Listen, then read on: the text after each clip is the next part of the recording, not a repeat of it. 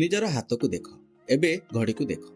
ଯେତେ ସେକେଣ୍ଡ ତୁମେ ସ୍କ୍ରଲରେ ନଷ୍ଟ କରୁଛ ସେତେ ସେକେଣ୍ଡ ନିଜ ଜୀବନ ଜେଲରେ ଏକ ଇଟା ତୁମେ ନିଜେ ଲଗାଉଛ। ଆଜିଠୁ ଏକ୍ଜାକ୍ଟଲି 1 ବର୍ଷ ପରେ ତୁମର 2ଟା ଭର୍ସନ ଏକ୍ଜିଷ୍ଟ କରିବ। ଜଣେ ସେ ଲୋକ ଯେ ଷ୍ଟାର୍ଟ କରିବ ବୋଲି ଡିସାଇଡ୍ କଲା, ଆଉ ଜଣେ ସେ ଲୋକ ଯେ ଏବେ ବି ଏହି ଭିଡ଼ିଓ ଦେଖି ସମଡେ ପାଇଁ ୱେଟ୍ କରୁଛି। ବହୁତ ଲୋକ ଭାବନ୍ତି ଷ୍ଟାର୍ଟ କରିବା ପାଇଁ କନଫିଡେନ୍ସ ଦରକାର।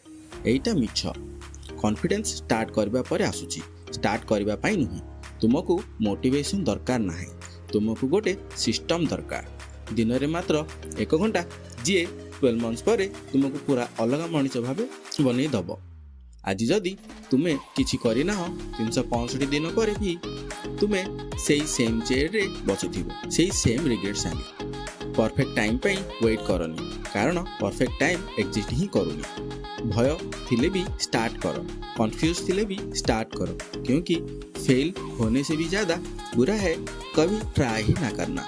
एबे पुनी